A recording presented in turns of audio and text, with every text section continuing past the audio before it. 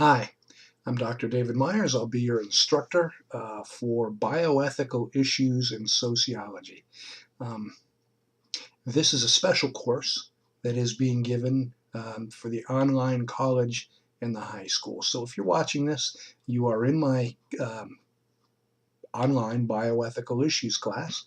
And what I'd like to do is just talk to you a little bit about my expectations about the course itself, and then give you some phone numbers to contact me, some emails. I just want to give you the overview of the course and my expectations thereof. So first of all, welcome. It's about a week before you go back to school that I'm uh, filming this. I'm sitting in my office, nice and comfortable. The only problem is it's still August. It's August the 26th, and it's freezing out. I think we're going to have a long, cold winter, but the better to study, I guess. So, the first thing that you really need to do is go to D2L. When obviously you've done that, or you wouldn't be watching this video. But go to D2L, open it up, and let's look at a few things. First of all, you'll see materials, communications, assessment, and resources. First of all, click on materials. It'll open up, go to content, and voila.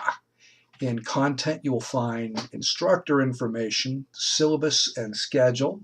You'll find instructions for the discussion board, instructions for examinations, instructions for chapter assignments. Now, let's look at the syllabus first of all. So go up and click on that. And it opens up and it gives you some information. It's the fall semester. This course runs from September 2nd through December the 19th, 2014. And so this is not an accelerated course. So that being said, the reading is tough. The reading is tough. And this is mostly a reading course. So you're going to have to make sure that you have time to keep up with the reading. Here there's a course description. You can read that for yourself. Critical thinking, competencies. But what I really want to look at is methods to assess competence. I do this in three ways. First, examinations. Then there are exercises, chapter discussion exercises, and discussion boards. And we will talk more about them momentarily. Your textbook that is required is Lewis Vaughn's Bioethics. Let's see. Principles, Issues, and Cases. And here it is. If for some reason you do not have your textbook yet, it's all right. I've got section 1 actually, I scanned it. And so chapters 1 and 2 are available for you. And if you should be able to get your textbook by the time that you'll need chapters 3, 4, 5, and 6. But that's your textbook. Again, this is a college course, and the reading is intense. That being said, there are three things that you need to be concerned about, at least grade-wise, in this course. The first, discussions. This is worth 20% of your grade. Each section is worth 5 points. So each student will begin a thread for each section and respond to 2 classmates. And this will help make the material more practical. What I want you to do is whatever jumps out at you in the section, say you are going through chapter 1 and let's see, utilitarianism on page 48 really floats your boat. You find utilitarianism to be very interesting, which it actually is. Utilitarianism is a form of philosophy that basically says that if you want to figure out what is moral, you can actually apply mathematics to make this determination. If an action will cause a certain amount of people to have a certain amount of happiness for a certain amount of time, then you can judge that that action is moral. Now, basically this is a majority rules kind of situation. And lots of people think, well, that seems fair, but I would bring up to you, well, what about the minority? And so in any case, if that jumps out at you, make a posting.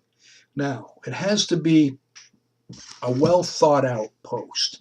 In other words, one sentence consisting of, wow, that sure was interesting, that doesn't cut it. You need to make a thoughtful post. And when you respond to someone else's, you can't just say, oh, yeah, I agree with that. No, you need to, explain why you agree or why you disagree. Now, that's going to be 3 postings for each section. That's worth 5 points. But it's not just the postings that get you points. The postings will get you up to 3 points, 1 point for each posting, but there's 5 total. You need to do the reading. So generally, if there's 60 posts, there won't be that many. But if there are 60 posts, 0 through 20 will get that you read will get you 0 points. If you read 21 through 40, that'll get you 1. And if you read anything more than 41, that will get you 2 whole points. Now, again, that's going to be determined by the number of posts. And make these posts before they're due, because otherwise the students aren't going to be able to respond to you. And so there you are. That is the discussion boards. Let's see, examinations, 40 points. This course is broken into 4 sections. Each section has an exam.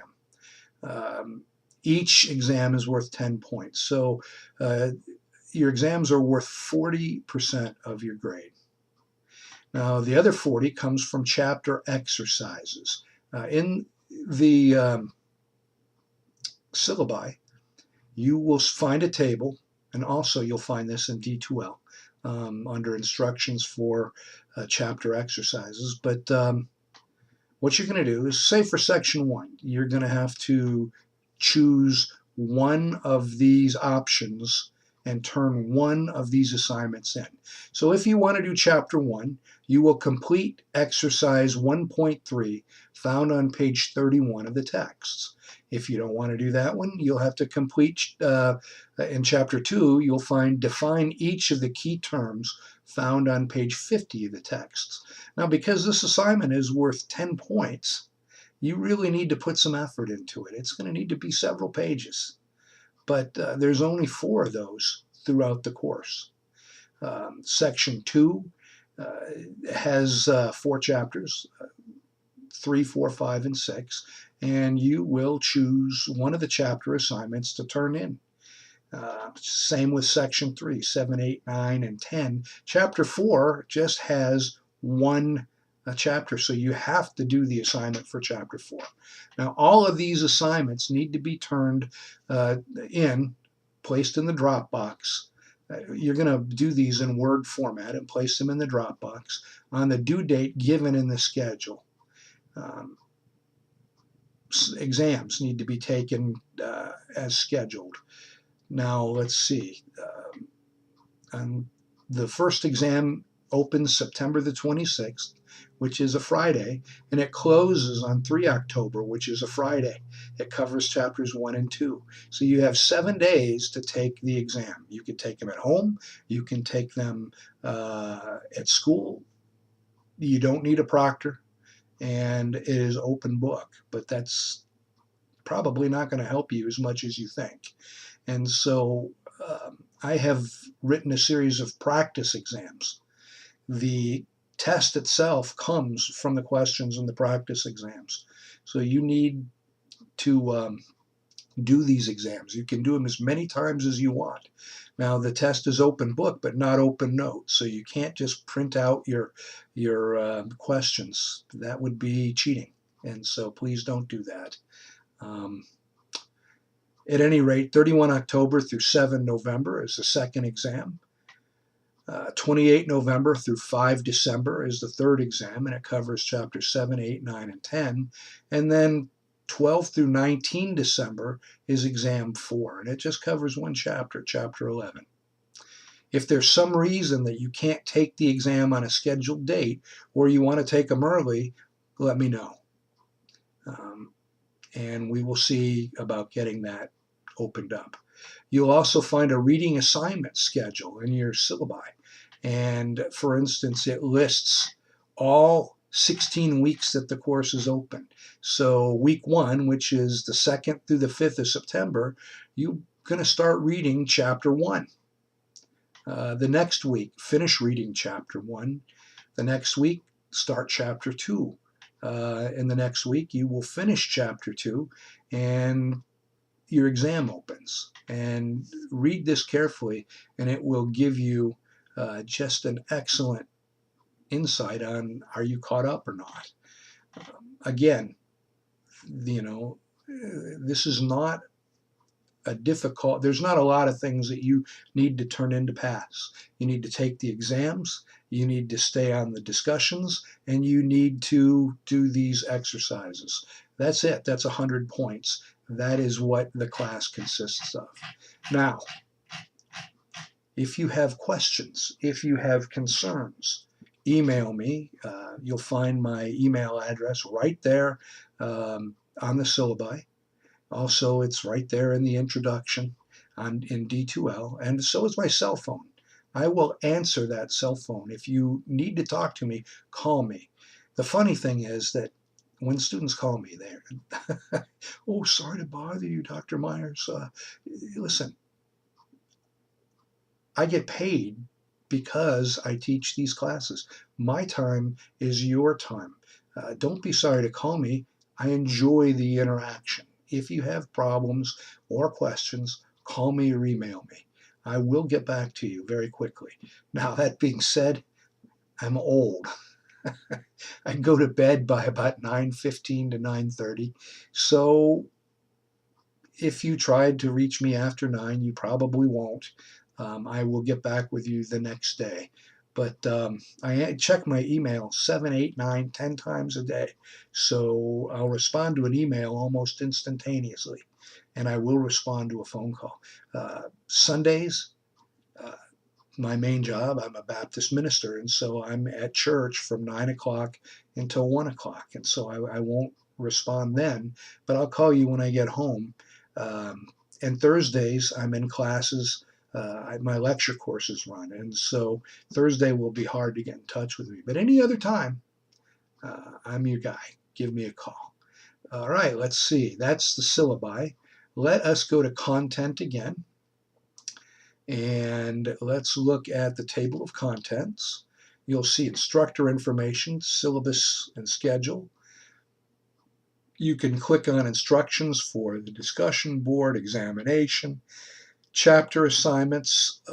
It's all there. You'll also find chapter PowerPoints that are put together by the manufacturer of the textbook. And if you took this in the lecture course, you'd find that these would be invaluable. As it is, you may find them quite useful. That's about it. And again, you'll see textbook section 1. You could click on that and you'll have chapters 1 and 2. Now, that being said, that's pretty much the course in a nutshell. I expect you to stay current with the reading. There's no reading report that's due.